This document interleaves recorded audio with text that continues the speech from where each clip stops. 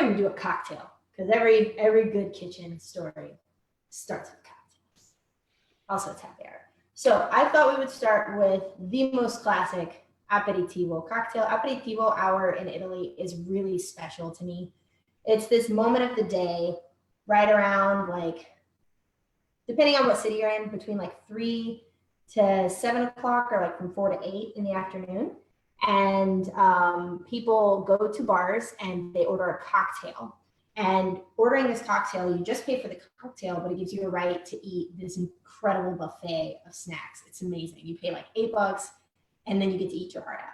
And one of the most classic cocktails is the Aperol Spritz. I love Aperol Spritzes. They're incredibly easy to make.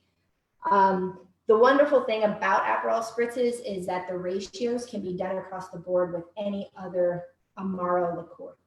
So Aperol is a bitter citrus liqueur from Italy. It's made with oranges from Valencia, Spain. It's really nice. It's bitter, but it's not abrasive. It's still very, very tasty. Plus the color is just gorgeous. It's a beautiful shade of orange. But you can make a Campari Spritz. You can make an Amaro Nonino Spritz. You can make a Jägermeister Spritz. You can basically use any kind of herbal, citrus, caramel, chocolate-based Amaro in the same ratios of this cocktail, which is also going to have Prosecco and club soda, and then have an Aperol Spritz or a Spritz of whatever you're drinking. So this is something that gets built directly in the glass. So I'm going to get some ice.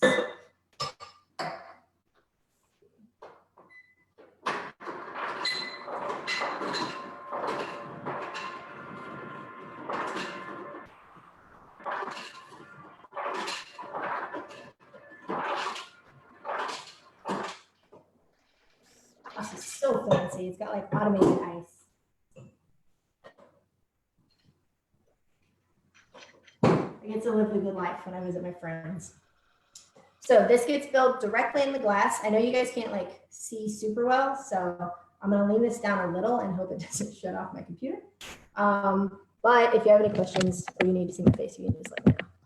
So usually these are served in a wine glass. I'm using a stemless wine glass, just standard size. It's about the size of like my hands or a regular red wine glass. So I'm gonna fill it with ice. And the saying in Italy is that making an Aperol Spritz is like making your bed. So you want to put the Aperol to bed so that it's nice and comfy in your stomach when you drink it. And the way they do that is, that's how they remember the recipe. So the ratios are really easy. It's 3-2-1. Got this cute little champagne. So I have Prosecco, I have club soda, and I have my Aperol. So you're gonna start with about 3 ounces of Prosecco. So that's our mattress. Or sorry, the ice is our mattress. The Prosecco is gonna be our sheets. Let's see, this bottle is, I think this is like a 6-ounce bottle. So I'm gonna just pour half the bottle in there. I hate measuring Prosecco. It takes forever. Yeah, you put about 3 ounces of Prosecco.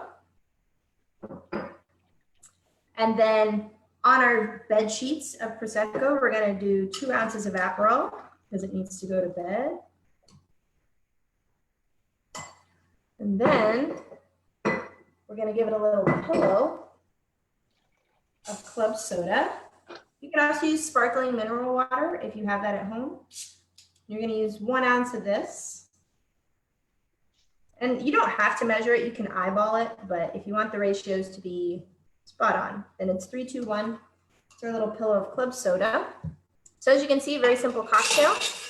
And then if you have a cocktail spoon, like so, if not, you can use a chopstick, is probably the best thing that a lot of people have at home, or you can just use a regular spoon or knife.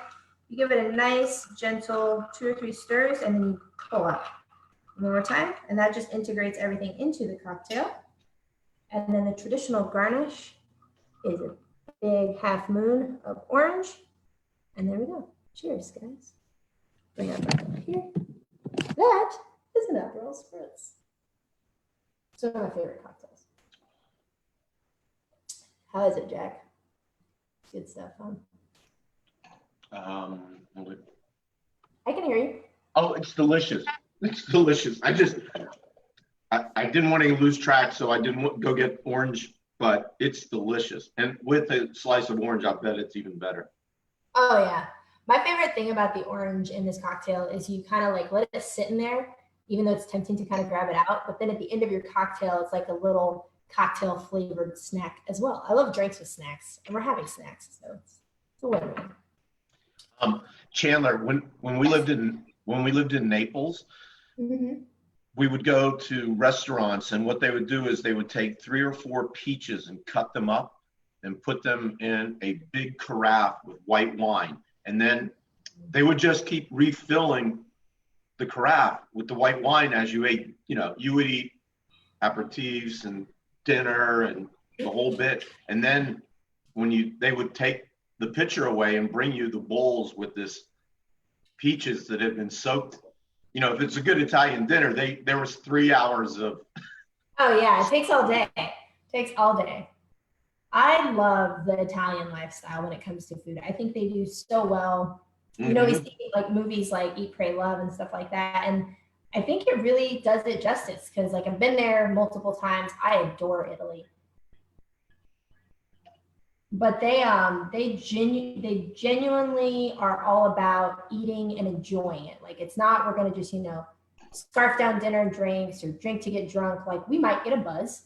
And yes, we might eat quite a bit, but we're going to sit here and enjoy it, have great conversations, have wonderful things to tell other people to come eat and drink. And it's just such a great system. I adore it. I think it's great.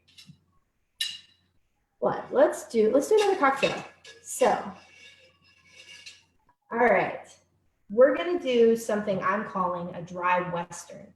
Now, if you're using a different vodka, you could change the name or you could just keep the name because I named that. But I'm calling it a dry Western. Because of the 2 main ingredients. One is going to be Western Sun vodka, which is my favorite vodka. It is Texas made. This is their cucumber. I'm not partial to vodka for the most part, and I'm even less partial to flavored vodkas. This is the exception to the rule. So I'm using this, so that's where the Western comes in. And then I'm using a dry botanical lavender soda, dry being the brand. So it's a dry Western. I also thought it sounded like a movie. So for this cocktail, if you're making it along with me, you will need a cucumber infused vodka. I have my lavender soda, orange juice, and lemon juice. So those are the ingredients. Now there's a lot of ways to vary this cocktail if you're having trouble finding ingredients, because we all know quarantine is crazy around the world right now and ingredient access is kind of difficult. So if you find, I don't know, cucumber soda, then infuse some vodka with lavender rather than buying the cucumber vodka. Or if you can't find the flavored vodka, we've been over how to do them yourselves. If you need more instructions, please reach out. I'm always available. But all of the cocktails today are going to be super simple to make. So I'm also going to be. So Chandler, I've been infusing, probably not long enough, but I've been infusing lavender brandy with cucumbers. Ooh, I like. Okay. Okay. So are you using regular club soda today? Yes. I've actually got sparkling water.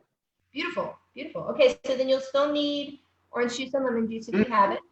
Okay. I got orange juice. I got lemon juice. I'm ready to go. All right. So you'll just follow all the same ratios. So for this cocktail, again, we're going to build in glass, get some more ice.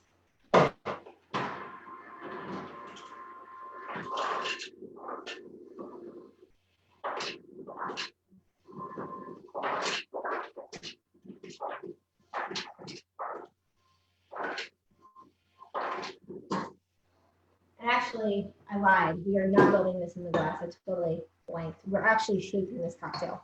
So for those of you who are beginners at home making cocktails, one of the key things a lot of people never get told and they learn the hard way is never shake a carbonated ingredient.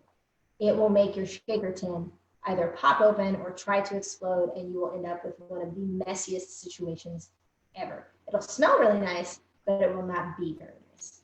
So what we're going to do is in our cocktail shaker, we are going to add in 1.5 ounces of our cucumber vodka, or in Jack's case, is cucumber infused lavender brandy. So 1.5 ounces of that. And then we're gonna do a 1/4 ounce. Shake up my lemon juice. How much? Quarter ounce of lemon juice. Okay.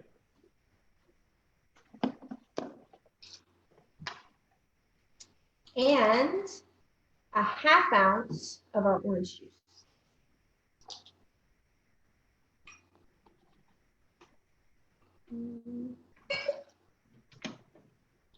Now we're not putting our soda into our cocktail shaker because we don't want anything to explode. So we're gonna pour some ice in here, just a little. And then we're also gonna pour ice into our glass.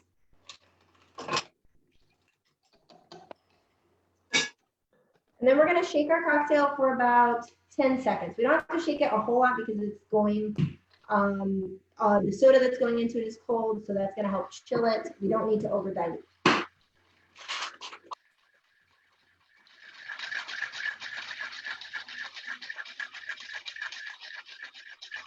All right.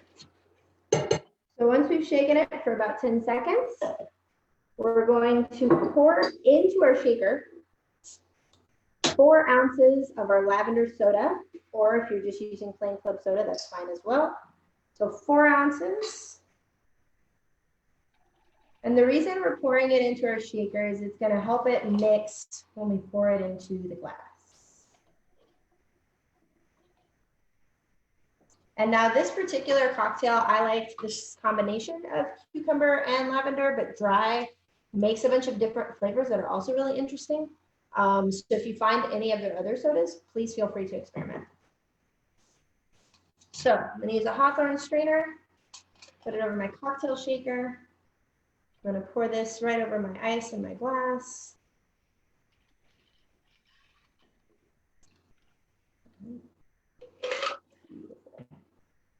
And then I have this cute little lemon wedge. I really wish I had lavender, but I couldn't find any.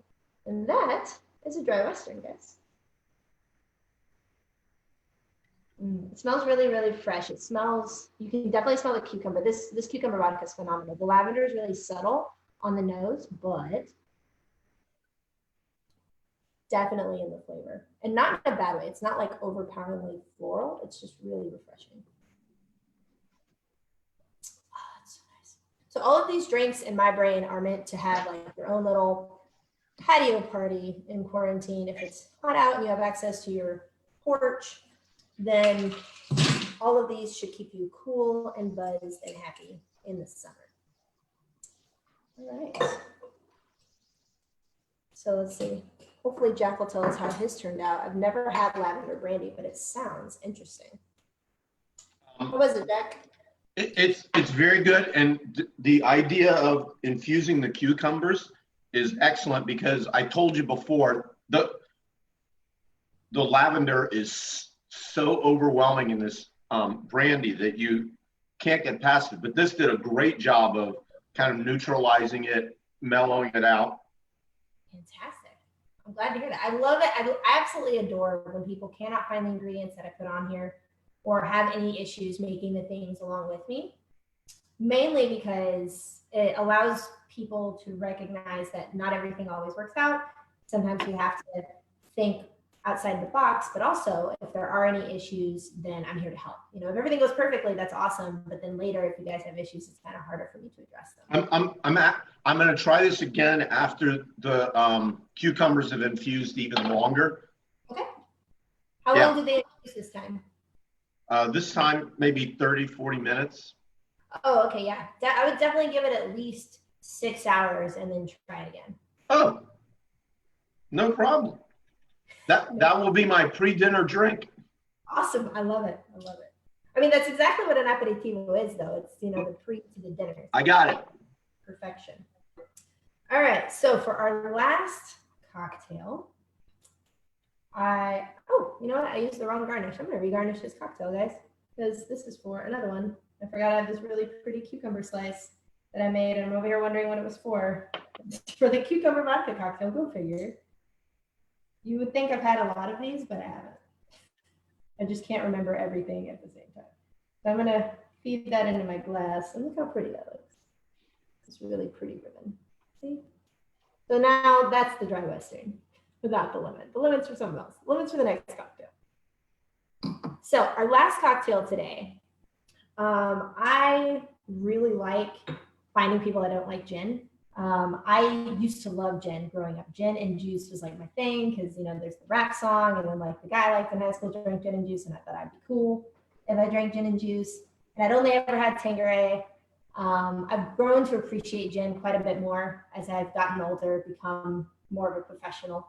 However, I'm more of a whiskey person, so it's kind of, I don't know, it's not as appealing to me all the time. I still really do enjoy it, but what I love to be able to do is take people who say they don't like gin and then find them a way to like gin. I love doing that if anything, really. But my friend Joe, who's been living with us for a while now, told me up and down that he hates gin. And then I was like, hey, try this cocktail. I'm working on it for my class. And he was like, oh, this is great. Can you make more? I was like, yeah, but it's a gin cocktail. And he was like, no. Like, yeah, Joe, it's a gin cocktail. He's like, but it's really good. And I was like, I know, it's fantastic. So we're going to do a riff, which means we're going to do a variation of a very classic cocktail known as a Tom Collins. Now, a Tom Collins is basically a gin and soda with some lemon, but I like to amp it up with jam or marmalade. My favorite combination, which is the one we're going to use today, is apricot, but it works beautiful with any of the berry jams like bramble jam or huckleberry, or lingonberry is also phenomenal.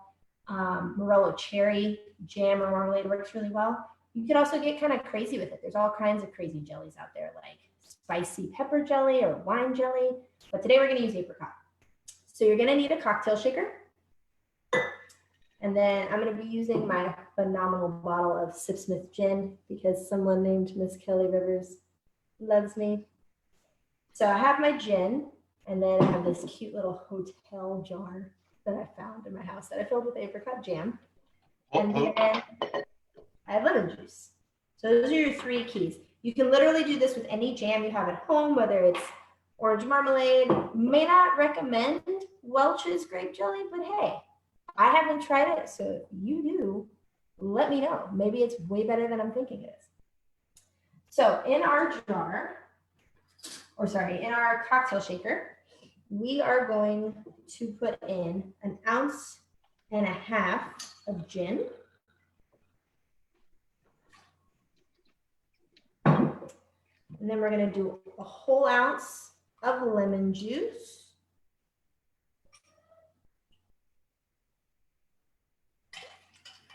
Now we're not adding any sweetener because our sweetener is the jelly, right? So we're not adding any simple syrups or anything like that.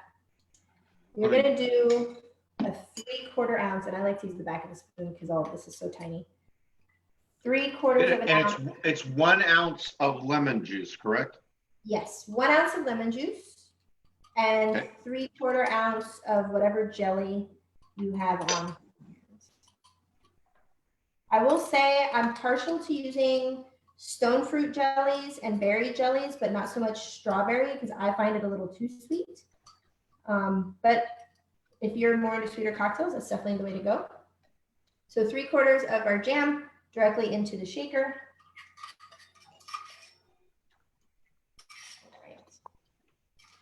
And this is a cocktail that when we go to shake it, we're gonna shake the absolute crap out of it because we really want that jam to emulsify as much as possible.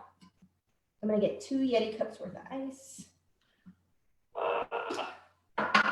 All right, and then we're gonna come back and shake this cocktail.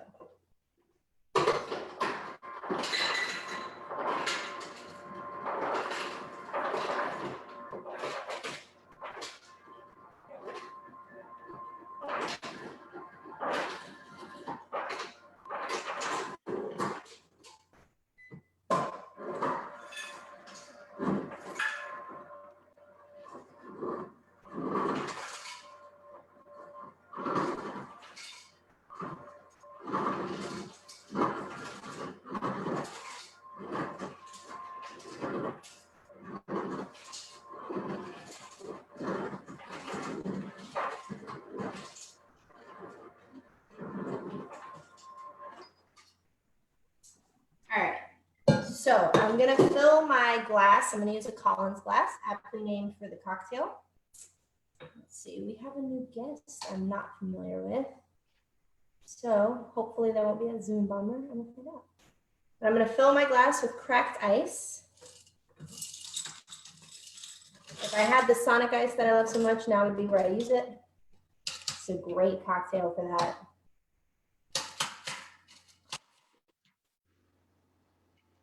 Filling up my glass. I've got cracked ice in my Collins glass. I'm gonna fill the shaker about 3/4 of the way with ice. And then shake. You want to shake for about 20 seconds.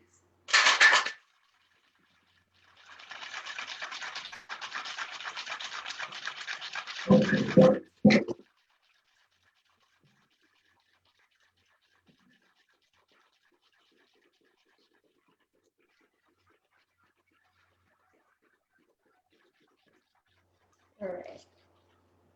Beautiful. Now, directly into our shaker, we're going to add 3.5 ounces of soda. And other people would probably fine strain this cocktail. I personally like the mouthfeel of the jam, so it's kind of up to you. I recommend just straining it regularly through a Hawthorne strainer, like I'm going to do now. But if you find that the mouthfeel isn't as smooth as you would like, then definitely double strain this cocktail. So, pour this over my cracked ice. Ooh, goodness.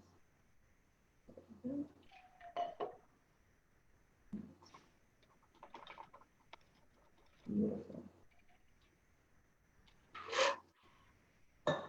I also like to choose marmalades for this cocktail more than I do like preserves or jams because they tend to have like the fruit peels, and that to me adds an extra depth of flavor that's really nice.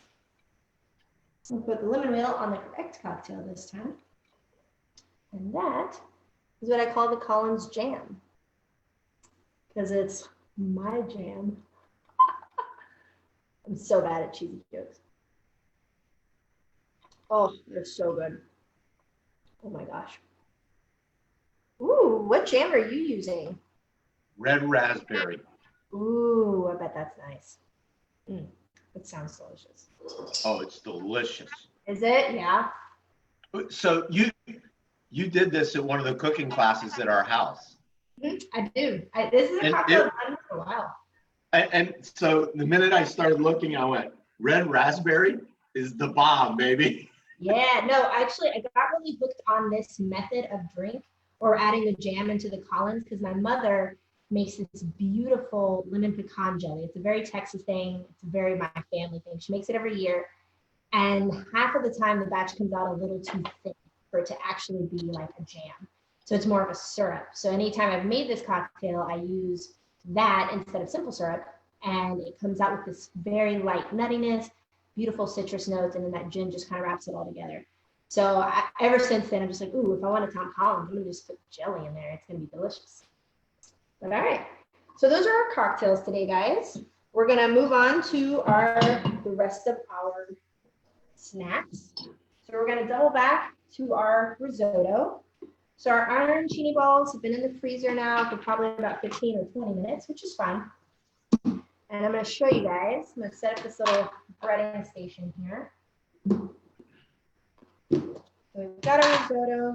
So I have flour, I have 2 eggs, and I have breadcrumbs. So I'm gonna whisk these eggs real quick. Just beat them a little bit. Just using a fork, nothing special.